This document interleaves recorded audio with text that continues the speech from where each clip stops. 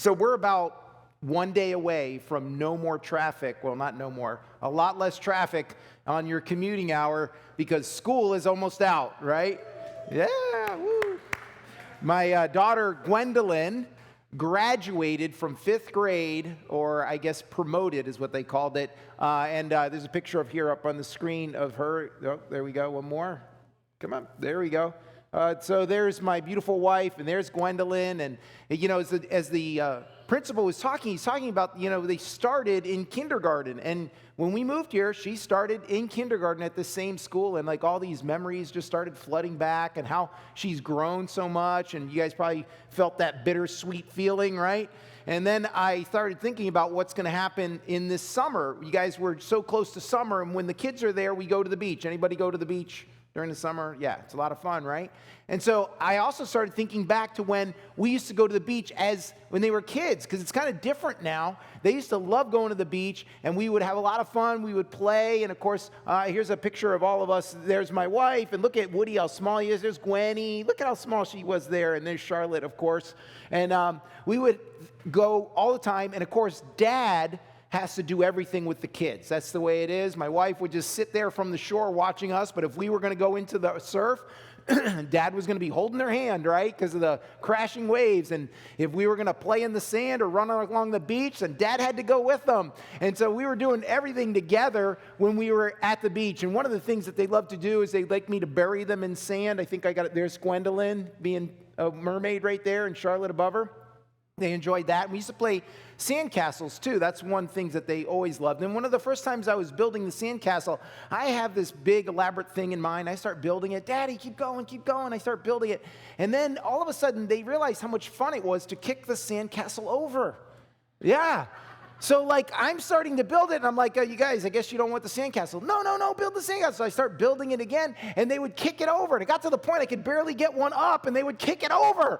And I thought to myself, we're never going to get anywhere if we don't start working together on this, right? And nowadays, they make their sandcastles, and I can't touch them because, you know, it's a work of perfection. But for them, it was just an opportunity to kick it over. You know, working in unison is so important in every task, right? We realize that. Every project, every adventure, every job, every endeavor that you get involved in, if you're working in unity with someone else, if you're working as a team, then you're more than likely to get it done. In fact, sometimes it's essential. And sometimes, and every time, it's the same thing when it comes to our marriage. You may say, Pastor John, that is so obvious that you have to work together, right, for your marriage to work out. And yet, we all know people a couple married together living under one roof as two separate people. Do you know what I'm saying? Right? You're like, they're married, they're in the same residence, they got the same address, but are they really actually living that married life? We wonder that, right? Or maybe this, and it probably happened to you at one point in your life, happened to me, I just want to confess, right? We're married, we're supposed to be friends, right? We're supposed to be together, and that sometimes they can become the enemy. You ever have that happen? You start thinking about them as the enemy, and you're like, okay, so maybe you're right, maybe there's a little bit of disunity at times between our marriages, because marriages, you have to work at them if you want unity, because there's so many things that can compete. We've got clashing personalities. Maybe you have different upbringings, right? You did it this way, they did it the other way. Or they have an annoying trait that you just like have to live with, and you're like, oh man, that thing is driving me crazy. Or they have different perspectives. Or what about this? You've got kids. That makes it even harder. Or you have in-laws, or for some of you, outlaws, right? You're just like, this is not helpful. Right? Not to mention that we're both two flawed individuals trying to make this marriage work. And so how do we work together? How do we find unity? I don't know if you know this, but God has given us something special to maintain the unity in our lives. It's a gift, and it's so important for our marriage, and it's called sex. Yes, sex. That's what we're going to talk about today, because it's such an important part of a marriage, and we're in this series called Love Story. And it's called Love Story because that's literally what it is. It exists in the Old Testament. It's called the Song of Solomon, or sometimes the Song of Songs, depending which version of the Bible that you have. And basically, it is a literary work, a poem about a romance between a man and a wife, and it was written by King Solomon. And as we read it, we might find it hard to believe that it comes from the Bible. Why? Because it's so graphic when it comes to physical intimacy. I mean, the innuendos, the euphemisms, the things, the metaphors that are there are so graphic, and you're like, does it mean that? And you're like, yeah, it means exactly that, because it does.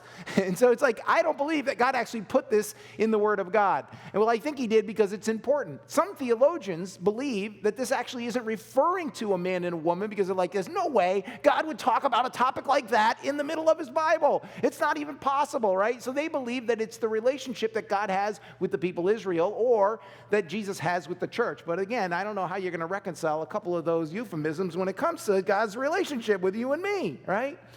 But I believe that God made it that way because it's important to him, and it should be important to us. And so if you could understand, I believe, this area of life a little bit better, he puts it in there so that you and I could do better in this area of our life. If we could understand it better, then our marriages would be better, because it was designed for our marriages. And not only that, but we'll be able to pass that on to the next generation. You know, it's sometimes difficult as we watch our culture passing on the things that we've learned about marriage, or not passing them on, and then we're not setting up our kids to succeed. But I believe that God has this in the Word of God. So not only that our marriages would succeed, but the future marriages would succeed of those people who are close to us. And so last week we talked about dating. This week we're going to see the wedding in the Song of Solomon, and the wedding night, if you know what I'm saying, okay? So it starts here. The Shulamite represents the woman. She's the woman.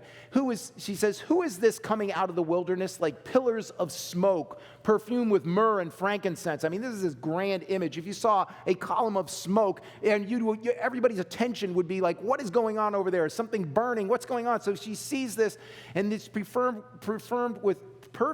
with myrrh and frankincense, with all the merchants' fragrant powder. So not only is it a visual sight, but there's this fragrant sight also. He says, behold, it's Solomon's couch, with 60 valiant men around it, of the valiant of Israel.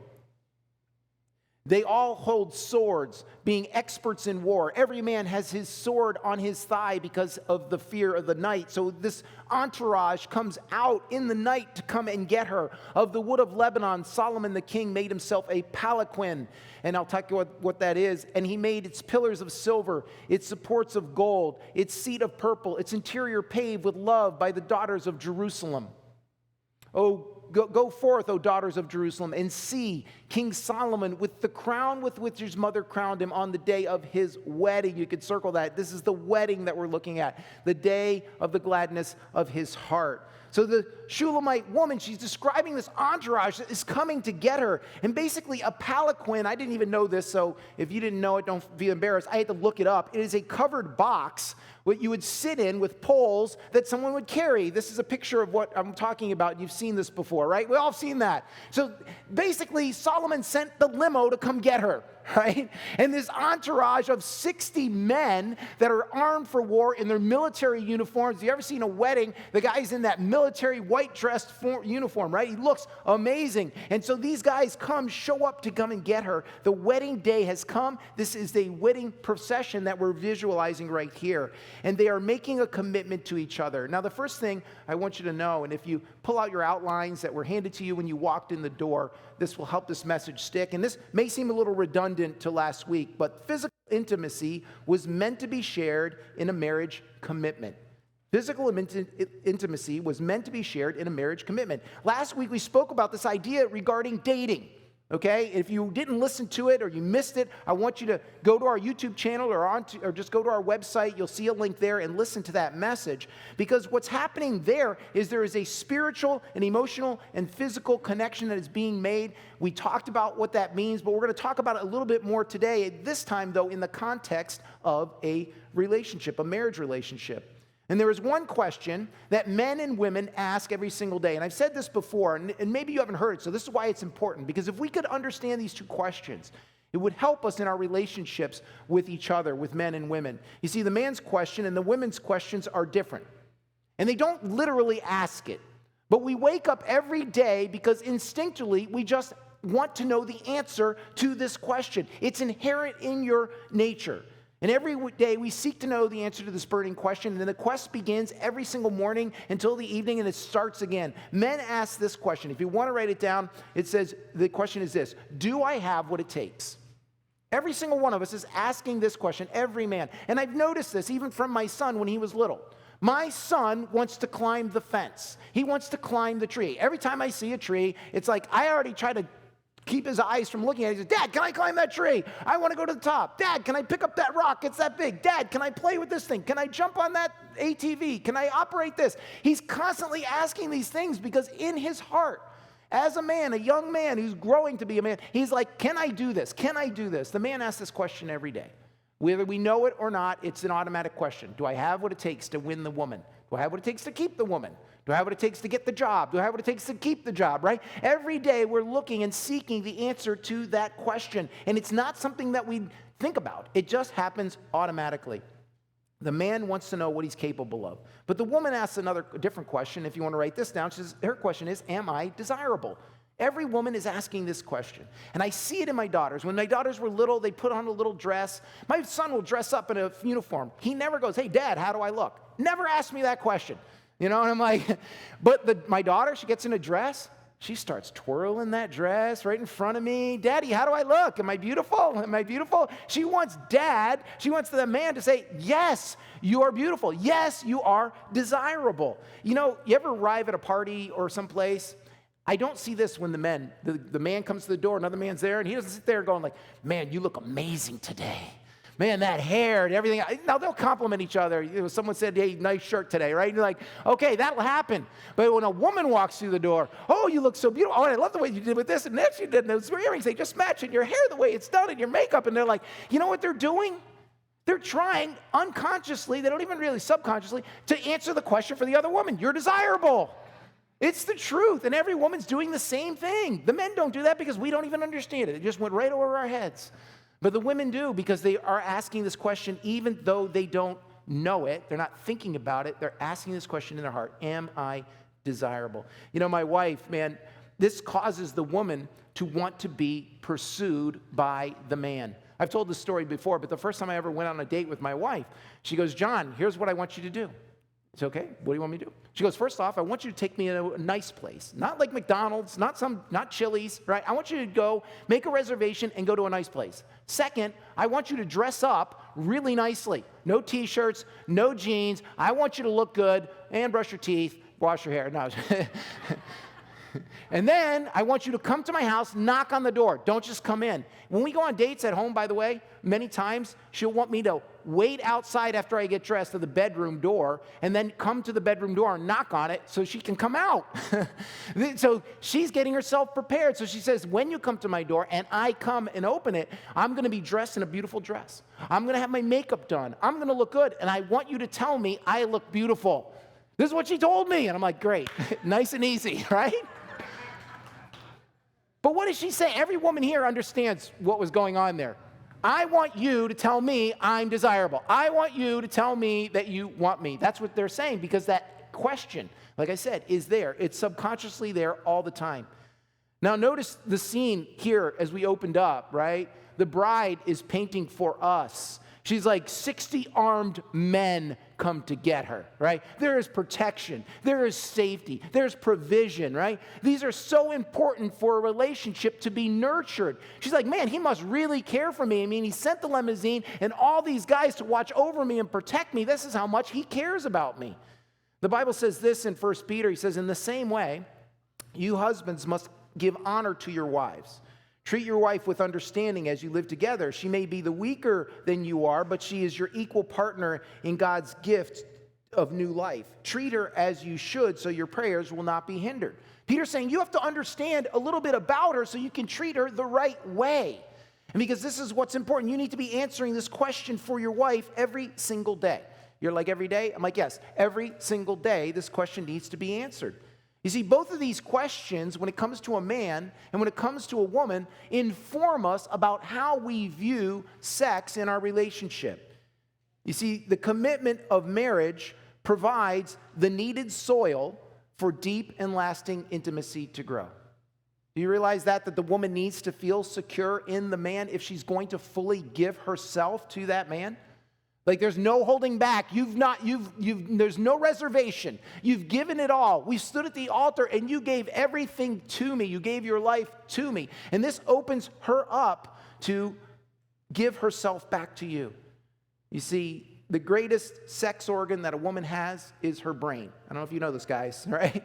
It is. It's what's going on inside of her head. When she's at ease, it will open up the door for intimacy that cannot come any single other way. You see, that's why this sentence, exclusivity, paves the way for intimacy in your life. And that's why marriage provides that exclusivity for those people, two people, a man and a woman, to give themselves fully to each other. And the same questions that these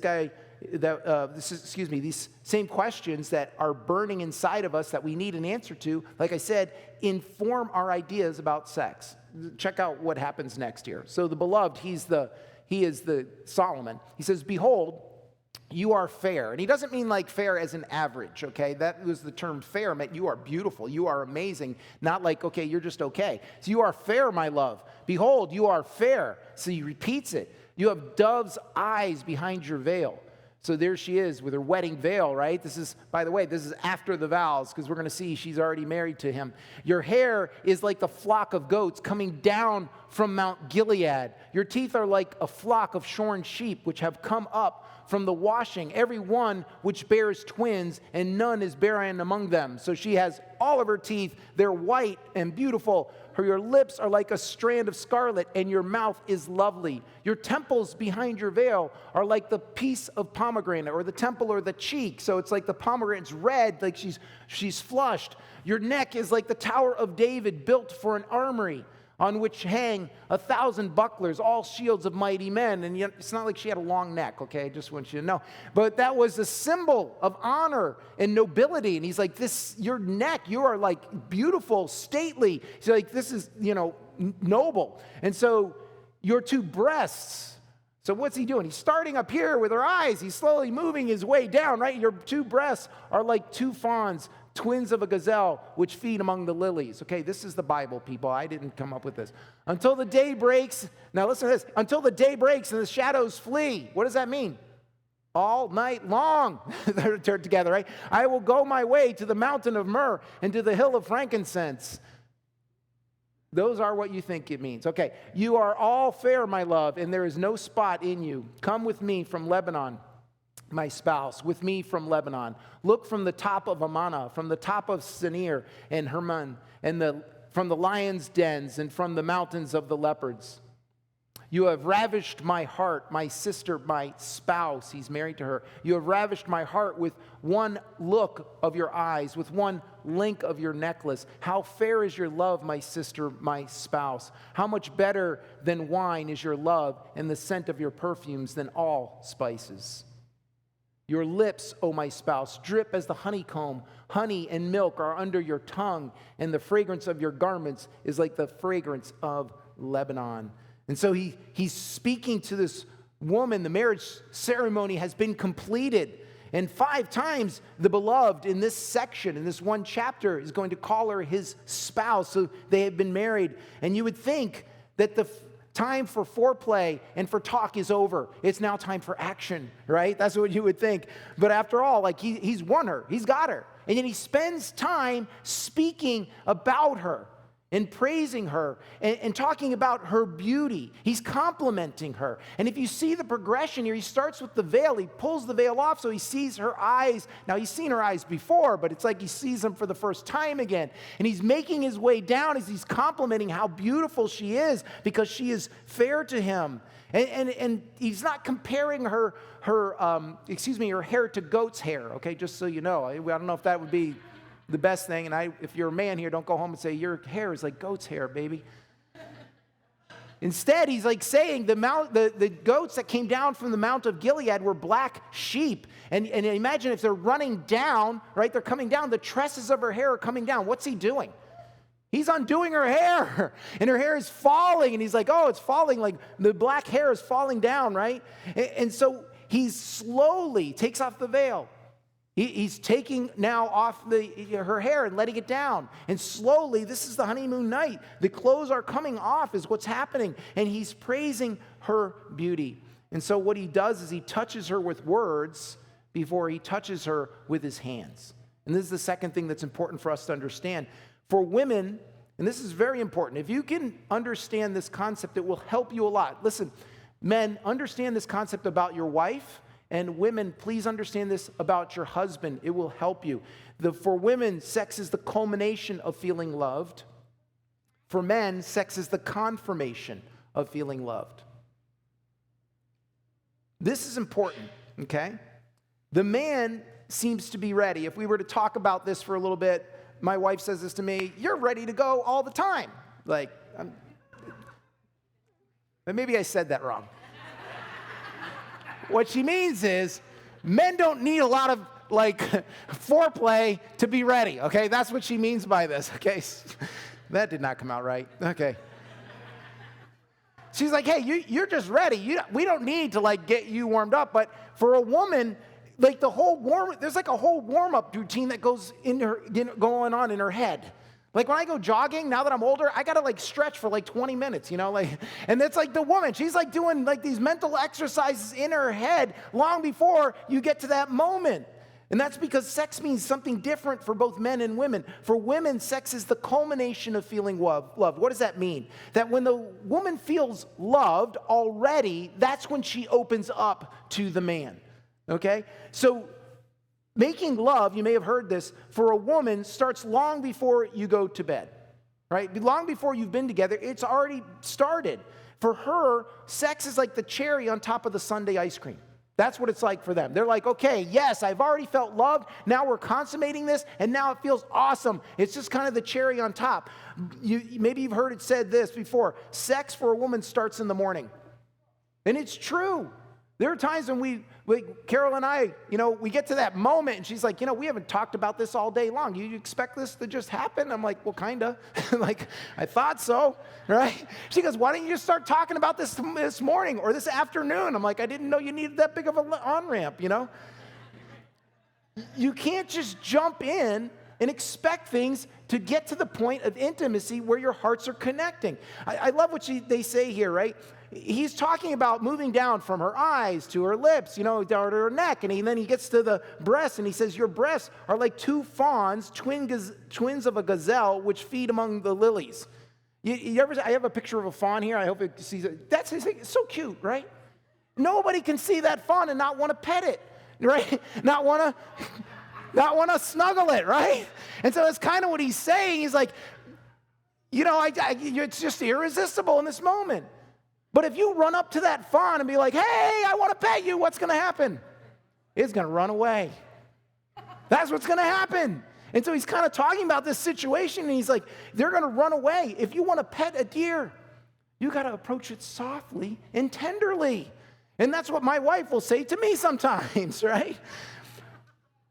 One of your wife's greatest desires, men, is that you would pursue her. My wife, I couldn't believe this week, she said those exact words, and we weren't talking about the message. She goes, I just want you to pursue me. I want to feel like you're pursuing me. She uses these words, and every woman out there feels the same way. Why? Because it's answering her question. What's her question? Am I desirable? Are you pursuing me? When you pursue me, it shows me that I am desirable. And it doesn't have to mean physical intimacy every time. It could simply mean by showing up and talking with her, spending some time, writing her a letter, a card, bringing her a little gift or some flowers, right? She wants to be pursued. And here's the issue with the man. Once we get married, our question has been answered. Did we able to get the girl? Yes, it's over, done, right? And then she's like, well, where did all the romance go? Where are all these things? You need to keep pursuing me. And that's why we need to understand our spouses, because if you don't understand this part, you're going to miss it. And you're going to start to drift apart and not realize why. You see, when you love her like that, she is going to give herself to you. She wants to feel loved. That's why it says in Ephesians this, husbands, love your wives, just as Christ also loved the church and gave himself for her. He gave himself up to love her. So husbands ought to love their own wives as their own bodies. He who loves his wife loves himself. That's the way she wants to be loved. But men, we are physically attracted. It's true. One of the things is we see things physically. Women often want to hear those things instead of see them. She wants to know this, right? When we can think, ladies, that for men, it's just about the physical event, the physical action. And we would be off if we thought that way. Sometimes we think that men are more interested in the destination than the journey, and there's partially true, right? Men use romance to get sex, and women use sex to get romance. And those things are partially true. But it's more than that, because for men, sex is the confirmation of feeling loved or being loved. And what that means is when the woman offers herself to the man, it's proof that she loves him. I don't know if you realize this, right? The man's question, think about it, do I have what it takes? When she says yes, he's like, then yes, she does love me. Because sometimes the man is looking for that answer in the way the woman behaves. Physical intimacy proves that the woman actually loves him. And this is important for us to understand, ladies, because when a man is rejected when it comes to sexual intimacy, it hurts a lot. And it makes the man go, okay, maybe this is not the right situation for me. That would be wrong of the man to do that, but that's what can tend to happen. It's so important. And so sometimes my wife used to do this when we were dating and stuff, and she would say, we weren't thinking about physical intimacy. We waited till marriage for that. But we were thinking, I would try to make advances on her to go and do things. And she would say to me, I said, why is this so hard? She goes, well, I'm playing hard to get. Like, she wanted, women will play hard to get, think about this, so that the men will pursue them. But sometimes when the woman plays hard to get, the man says, no, that I'm not winning here. I'm not getting my question answered. And so we stop. So ladies, you got to be careful when you use playing hard to get. I just want that to be known. So here's a tip. Women will like tenderness, gentlemen, but men like responsiveness. Women will like tenderness from the man, but the men like responsiveness. If a woman always thinks men are just ready to go, then they're going to miss it. Because men want to know that they are succeeding in this area. One of the biggest turn-ons for a man, if I can just confess this from the stage, is when they succeed in turning on the woman. That turns on the man. Like, okay, you're being responsive to what I'm doing. That makes me want even more to be in this scenario. And this is why it's so important for us and as a family, as a couple, as a couple, to talk about sex. And it's one of the things that sometimes we're embarrassed to talk about. Why? Because it's one of those things that exposes us for all that we are. And it's so important to have those conversations with your spouse, the things that you like, the things that you don't like, the way things work or the things that you desire or what it means to you. Sometimes just like speaking, when you say these things, it means this to me. And that can be good stuff, right? Or the man, when you do these things, it means this to me. So that you both are on the same page, because the one thing you don't want to do is start missing each other when it comes to intimacy in your life. Not talking about sex will set you up for unmet expectations. You see, if you will do these things, if you will think about these two ideas in your life, what sex means to each of your partners. And if you'll talk about it, and talk about what it means for you within the context of your relationship, then you will set yourself up for your relationship to work better. Well, this, of course, is the wedding night, and things are really getting heated up, and it's going to heat up even a little bit more. So let's take a look what it says. The beloved, the husband, is speaking here. He says, a garden enclosed is my sister, my spouse. A spring shut up, a fountain sealed. So he's saying, you've waited all this time, okay? She's not like ignoring him. She's not closed off to him. What he's saying is, because if you recall last week, that the garden represents their relationship. So he's like, it was closed. We were keeping it pure. He says, it was sealed. Your plants are an orchard of pomegranates with pleasant fruits, fragrant henna with spikenard. Spikenard and saffron, calamus and cinnamon, with all trees of frankincense, myrrh and aloes, with all the chief spices, a fountain of gardens, a well of living waters, and streams from Lebanon. And now the Shulamite responds, awake, O north wind, and come, O south. Blow upon my garden, that its spices may flow out. Let my beloved come to his garden and eat its pleasant fruits. She's like, it's open season, okay? Go to I have come to my garden, my sister, he responds, my spouse. I have gathered my myrrh with my spice. I have eaten my honeycomb with my honey. I have drunk my wine with my milk. He's talking about physical intimacy. And then this voice says, do not stir up nor awaken love until it pleases. Why was that? Wait a minute, something's missing here. There's one more. It says, eat, O friends, drink, yes, drink deeply, O beloved ones. Is that there? That one's there. They're out of order. So she waited for him, is what he's saying. She waits, they held off, and now the night, she says, now it's time. Remember that other verse that we just had up there, it says, do not stir nor waken love before it pleases, came twice during the dating time. She's daydreaming about him, and she's getting all excited. And she says, wait, hold off. Don't awaken love until it pleases. Until it can be completed, we're not going to do this thing. And then she says it again in the last chapter. And yet this time she now says, awake. It's time. Let's do this. We've been married, and now is the time for us to consummate the relationship. And then there's this interesting voice. We got out of context, so it's not going to have the emphasis that I wanted it to. But there's a voice there that speaks to them. And most theologians, because it's speaking into the plural to both of them, they believe this voice actually comes from God. That God says to them, eat, O friends, drink, yes, deeply, drink deeply, O beloved ones. God is encouraging them in this, using the same euphemisms. Yes, it's time now for physical intimacy. And if you ever thought at some point that God does not like sex or that it's embarrassing, then you would be wrong. Because God is encouraging them. In fact, if you want to fill this in your outline, God made sex to be enjoyed and to be a regular part of your marriage. God made sex to be enjoyed and a regular part of your marriage. You see, God created sex.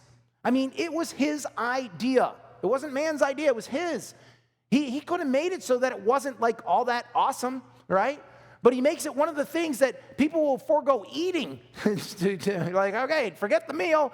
We're going to do this instead, right? So desirable. We'll lose sleep. We'll travel far distances for physical intimacy.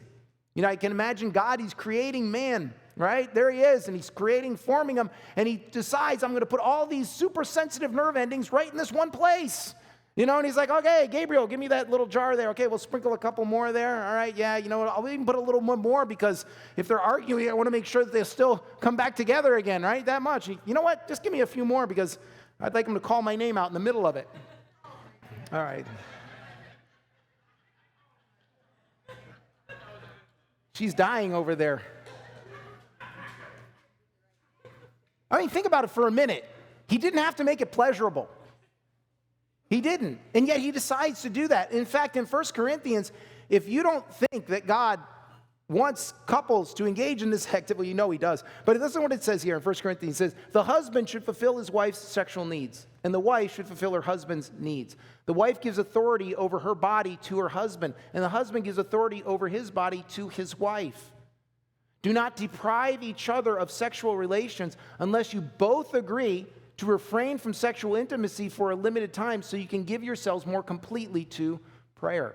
Afterward, you should come together again so that Satan would not be able to tempt you because of your lack of self-control. This is Paul writing. This is the New Testament. That was the Old Testament. Now he's like saying, God says, listen, this is important for your relationship. In fact, you need to do it regularly, and the only reason you shouldn't is for a spiritual reason, he's saying. And then don't even let that be too long.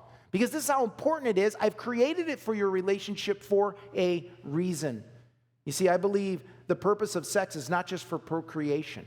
It's for a different purpose. It's designed to connect man and women in a physical and emotional level that is impossible any other way.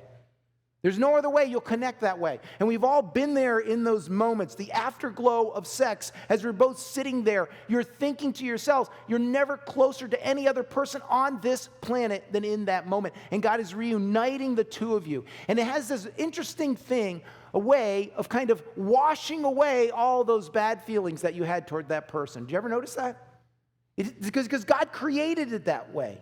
Physical intimacy is so important to unite a couple emotionally. You know, I think one of the things that happens for a lot of couples is that we get into conflict. And when we get into conflict, what happens is the nature of conflict is always one person is going to be mad at the other. Because it doesn't really matter what it is. My wife tells me, and I share this all the time, she'll say, John, you forgot to take out the trash.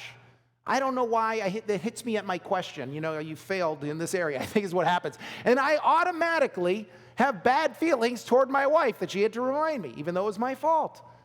No matter what you do when you're in conflict, it's one person pointing out the flaw of another person. That's what's going to happen. And when that happens, one person is going to now have bad feelings toward the other person. The error would be jumping into bed to not deal with the issue just so you can feel better. Because isn't there something about when we jump into bed that it makes those feelings go away? What we should do is talk it out, even though we still feel bad, and go, you know what, we're going to fix this now, the emotional part, by now being physically intimate. Do you see that God has given us this gift so that we would be one, we would be in unison together, two people in a marriage? Now going, okay, I get it. It's not going great right now. Let's talk about it, and now let's reunite those feelings so that you will be connected again with the other person. Here's the thing about sex. Sometimes you have to work at it. It's the truth. And no one here would want to admit that because we're like, yeah, no, it's always worked great with us. We have the parts, they work right. It's like, but the truth is, there are areas in our lives that we're not always perfectly compatible with our spouses. My wife doesn't think I have a great sense of humor. I don't know what's wrong with her. I'm like, we just don't have the same sense of humor. There's this place called Raspaus in Miami Lakes, and it's a Colombian restaurant, and they have all these juices there, and you could buy the juices. And one of the first times I was there, because she was introducing me to this, they have what's called maracujá. Maracujá is basically passion fruit. And they have another juice that's called guanábana. I think it's like breadfruit, right? And so they have maracujá and guanábana. And I said, they should mix the two, maracujá and guanábana, and call it marijuana. Marijuana. And so all right, some of you are laughing. She goes, that's not funny. And I looked back at her, I said, yes, it is. So listen, there are areas you're more compatible, right? Some people are outdoor people, some people are indoor people, some like to read, some people like to do physical things. Whatever it is, right? It's the same when it comes to sexuality in your life. I still remember our wedding night. Hopefully you guys remember yours too, right? Because why? Because our bed was fire that night, man. We were in a resort in Mexico. We ran away to get married. And my wife was like, John, I want you to carry me through the threshold. That's what she told me. So I'd been working out. I was better shape than I am right now, because I'm going to carry her through the threshold. Except I had to go up an elevator with her, and I held her the whole time up the elevator. We got into the hotel room, right? And her mom had, got her one of these packages where there was some champagne and some strawberries and, rose petals everywhere. So it's this beautiful, romantic resort that we're in, and we go into the room, and then on the bed there's some of those towel animals that they fold and stuff, right? And little candles everywhere. And so, obviously it was kind of like this, right? We start with the veil, everything's coming off, right? And we go to lay down, I'm laying her down on the bed, and I'm kissing her, and then suddenly I feel something hot on my leg, and I look down, I'd knocked over a candle, and the bed was on fire.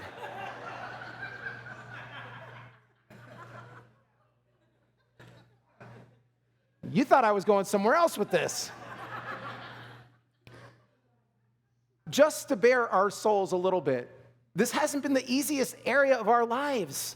We've had to work at it. And like I said, you'd think, okay, because we both have parts, we both have desires, that it's going to work. And sometimes it has to be work. I mean, look at what we started with the first night. But the truth is, some of us have to work at it. And there are so many barriers to sexual intimacy in your life, right? There's communication issues. Maybe there's heavy schedules. Maybe there's constant kids. Maybe there's physical issues that prevent some of that in your life, or there's conflicts in some way, shape, or form, or even there's sin in our lives. And here's the thing. All of these things are going to work against the physical and emotional connection that God wants to create through that area of your life. And this is one thing I've found out as someone who counsels people in different formats because I'm a pastor, is when couples come into the counseling room and we talk about what the issues are, and I bring this up every time. I ask the same question. I said, when's the last time you were physically intimate? And some of them will say, well, it was a couple weeks. Some will say months, and I've had even people say years. And I'm thinking, how can this marriage be strong? How can they be feeling the connection that God designed for them if it's not happening? And it has to be for you and me. Physical intimacy has to be like a gauge on the dashboard of our marriage, right? If you look at your car, provided you have a gas car, and you look at that gauge, and it is going down, down, down, down, down, down, what does it mean? If I don't do something, I'm going to run out of gas. This car is going to run out of gas, and we'll be broken on the side of the road. This is the same thing for physical intimacy in your marriage life. If it's going down, down, down, down, down, it's telling you something. Something is wrong. Something needs to be addressed in your life. And I want to encourage you today, no matter who you are, is to fight for this area of your life. To fight for it. Because God gave it to us as a gift. And then maybe today was a little uncomfortable. I don't know if it was a little bit awkward for some people today. But it's so important. God reads a whole book and puts it in the Old Testament for you and me. And Paul's not ashamed to write about, listen, God wants you to have physical intimacy in your marriage regularly, he says this for us, because that's how important it is. You're going to have to work at it. And what happens is when we don't, the grass starts to look good on the other side of the fence. And listen, the grass isn't greener because it's on the other side of the fence. The grass is greener where you water it. And if you'll water your side of the fence, it will grow the way you want it to. I kind of want to end with this story because one of the most fascinating areas of the Bible, I think, is when you get to the end of David's life, and there's two different areas where it's in 2 Samuel, it's also in Chronicles, but he talks about David's mighty men. And he lists the things and the feats that they did where they killed giants, or they went into a pit on a snowy day and killed a lion. And all these guys who did these amazing feats, or they took on 300 guys by themselves. And there's this one guy, his name is Eleazar, son of Dodo. And he's one of his mighty men among many of them. Listen to what his story says. There's just one little section. He just says, after him was Eleazar, the son of Dodo, the Ahohite, one of the three mighty men with David when they defied the Philistines who were gathered there for battle. And the men of Israel had retreated. So they're in this field. If you read the other account, they're in a barley field. Everybody else is retreated. It's David, two guys, and Eleazar standing there. And they're fighting, and when everyone else is gone. And so he arose and attacked the Philistines, talking about Eleazar, until his hand was weary, and the hand stuck to the sword. Think about that for a minute, right? This army, they're fighting all these Philistines. They keep coming. Your guys just disappeared. And here's Eleazar hacking away, hacking away, hacking away. I can't even imagine how long that must have been. There's just four guys that are fighting all these other guys. And it's so much, he's holding onto that sword so much. I don't know if you've ever done this before. It happens to me when you hold something really tight. If you go and work out and you hold on something really tight, your hand kind of sticks in that position. Well, he's holding it all day long. He can't undo his hand anymore. He's like, I can't get this sword out of my hand because he's been fighting all this time.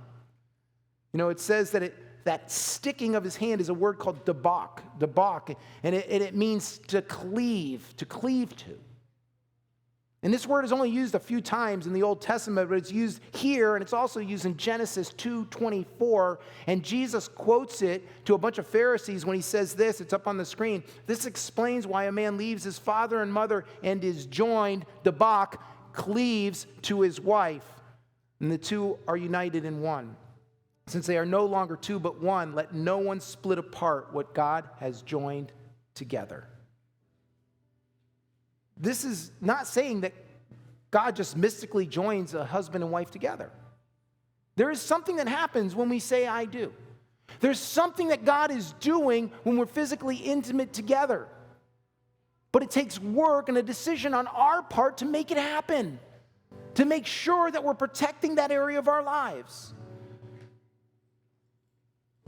You see, when we stick together, when we pursue hard like Eleazar, when we don't give up, when we're willing to fight for it, it will play a part in that oneness and that unity that God is seeking for you in your life. You know, I imagine if you ask Solomon and you ask the Shulamite, like, hey, how is it going in your life? They're going to tell you it's work. In fact, we're going to talk about that next week. Because it's not just a fairy tale. But it can be everything that we have wanted, just like the fairy tales tried to emulate for you and me, if we're willing to work at it, if we're willing to try hard. You see, the story of Eleazar tells us this, that if you're going to work for it and you fight with it over time, it'll become the thing that defines you and defines your marriage, the unity that we're all seeking.